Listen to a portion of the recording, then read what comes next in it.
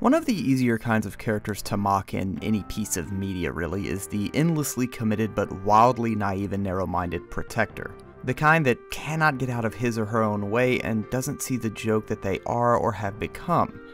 Steiner in Final Fantasy IX is hilariously intransigent, bound by his duty to protect Princess Garnet and defend Alexandria's reputation and Queen Brahne's good name. He's honestly taxing early in the game, an endless source of ridicule and eventually exasperation as he refuses to see the glaringly obvious truth, that his blind faith in his queen and country are fundamentally flawed. That determining who deserves his oath, his sworn protection, and who would uphold the values he supposes a country and leader should possess are more important than the duty itself. But let's backtrack a moment out of fairness to not only Steiner's character, but to the writer's prolonging of his realizations, which to a younger me seemed painfully and comically delayed, that pointing out duty's confrontation with self-interest and self-actualization in such a protracted way divorced players from any real concern with Steiner's shifts. It's important to briefly detail his history. Gaia, which is the primary planet of the game, with the other being Terra, has had a pretty violent recent past with frequent infighting in Burmecia and near constant conflicts between Alexandria, Burmecia, and Lindblum. Though there has been 30 years of peace, largely due to Lindblum's rapid technological boom and mispowered airships, this past weighs on the kingdoms and its citizens. Steiner, in his youth, was caught up in the last conflict and saved by Alexandrian knights, greatly inspiring him. At 16, he joined the Alexandrian army, and at 23, in truly Final Fantasy IX fashion, he bested Beatrix in a duel due to sheer luck and was allowed to join the Knights of Pluto, eventually ascending to the position of captain. The shaping of Steiner's outlook, of how he processes not only institutions but personhood, was immeasurably influenced, as is everybody's, by his environment, his cultural setting, and by a bit of happenstance, being saved by Alexandrian soldiers. He is a passionate soldier, a fervent protector of the state with rigid conceptions of virtue. His duty is to the Queen, who, as far as we know, was a just and admirable queen prior to the game's events, Alexandria, and the Princess. Now, this isn't to justify or apologize for bigoted views, just to emphasize that these are embedded and ingrained worldviews and are hard to overcome. It takes work and sometimes direct challenges, in fact, oftentimes direct challenges to these lenses. Steiner was inexperienced, untraveled, and underexposed to the various cultures of his world. In fact, it's apparent textually that both Burmecia and Lindblum, even with a short-lived peace, exist in his mind as ever-present threats. Everything outside of the kingdom is inherently dangerous.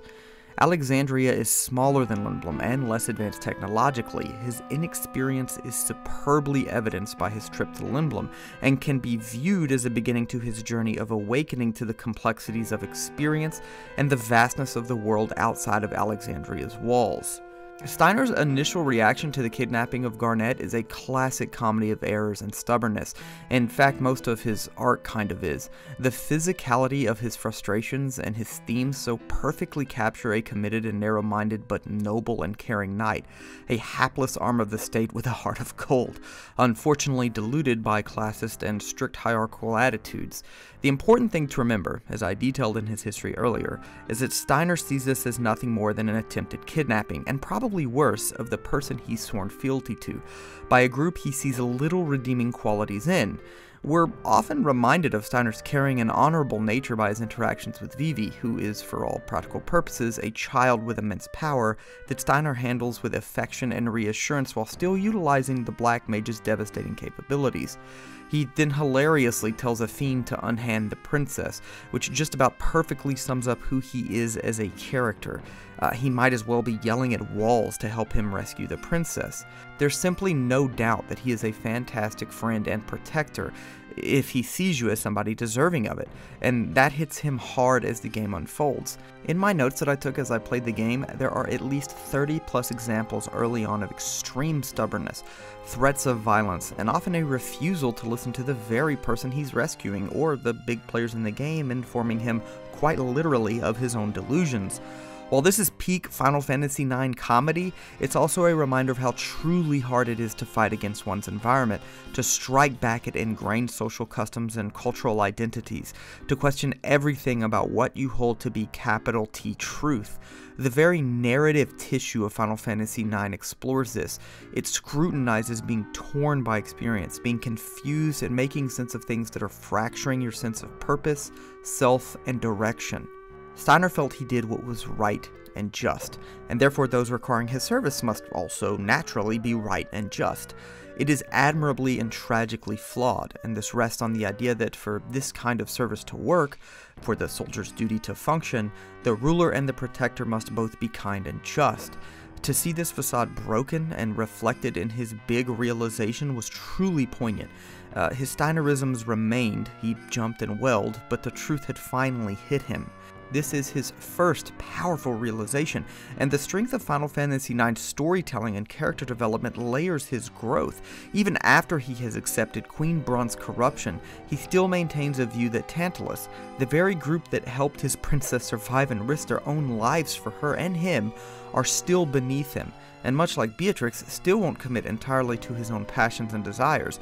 Both subdue and subordinate their love to duty in their immediate aftermath, even as a classic comedy of errors scenario almost brings them together. Beatrix, on the other hand, is a bit trickier to analyze, primarily because of a dearth of text and scenes, but also a less explored background.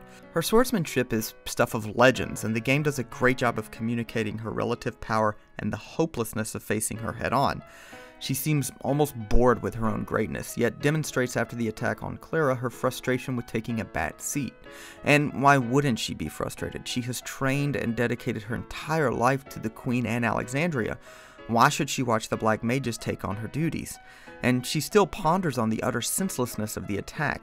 She's complicit in genocide, which is something I'm not entirely convinced was handled appropriately, but she does almost immediately recognize this tragedy, that she aided in total annihilation for a queen that was not only entirely ungrateful towards those serving her, but that would eat her own to grasp the power and dominance she desires. This is what alarms Beatrix most, and even in a culture of war, went too far. Quickly, it is important to note, again, that this brief period, remember both Steiner and Baku are war orphans, so it hasn't been all that long, of flimsy peace the continent is enjoying was brought on by Lindblom's hegemonic control, by its use of a military trump card in the form of airships. While Brun's private actions and coldness to her daughter and protectors are abhorrent, the larger political and military actions are probably seen by Alexandrians and the rest of the kingdom as an inevitability, even if the scale and audacity seem different. Obviously we as players are aware of Kuja's influence and manipulation. Again, I just want the world to be understood. These characters aren't making decisions and responding in isolation, and they aren't seeing the world in the same way the player does in that moment. It is based on the historical context of this world's conflicts and their own environments. Beatrix then, in her own way, attempts to atone. She directly asks Freya for forgiveness and saves Garnet's life. While the game doesn't document her constant battle with duty, what is shown in limited space is still very powerful. Her support and commitment to Princess Garnet is more muted, less vocal than Steiner's, and even had me questioning if Beatrix was in on Kuja's plot early or held some secret allegiances elsewhere. Though, much like Steiner, she still rejects her own feelings. During one of the more powerful scenes in the entire game, she and Steiner fight side by side in an apparent acceptance of death in defense of their kingdom and ideals, the ultimate sacrifice for knights. As I stated earlier, Steiner demonstrates the importance of staggered but continual growth and of ongoing development. The writers show he still has room to grow even after a major moment in his arc. In fact, both he and Beatrix took a long time to acknowledge their feelings, and Steiner still needed to shed his view of all of Tantalus being thieving reprobates. This is a great bit of writing, especially for JRPGs in the typical one major problem or massive epiphany formula, where a character overcomes a conflict, realizes his or her shortcomings, and advances, typically late in the game. Steiner and Beatrix's first bit of growth was coming to terms with Queen Braun's descent into madness and greed. This was about halfway through the game, but both still needed huge shoves to continue their arcs. A misattributed love letter done with hysterical precision, Steiner seeing Zidane really struggle with purpose and identity, and events that continually forced Steiner to rely on those he previously deemed too low to be of use to him. His protracted, frustratingly long path to recognition was necessary. Again, it takes work and time to upend worldviews. He came to rely on Baku and Tantalus to find Garnet late in the game. He promises Zidane he'll die by his side if necessary, in honestly one of the more moving scenes in any video games I've ever played. And he and Beatrix finally acknowledge their feelings, an immensely important part of his arc, as not only is it a beautiful payoff, but a crucial aspect of Steiner understanding not to sacrifice his own passions, that he can fold those nicely into his duty as a protector. This is complete growth. At the end of the game, both he and Beatrix are shown letting Garnet, the queen, run through a crowd to reunite with Zidane, a hugely inappropriate thing to do for a queen. This alone encapsulates Steiner's growth by letting her live, by letting her experience life, his understanding that his duties aren't beholden to a place or a single allegiance or to blindly enforcing code or custom, but to the vulnerable and just. He transformed himself from a bumbling arm of the state to a truly noble protector of the weak and a genuine friend.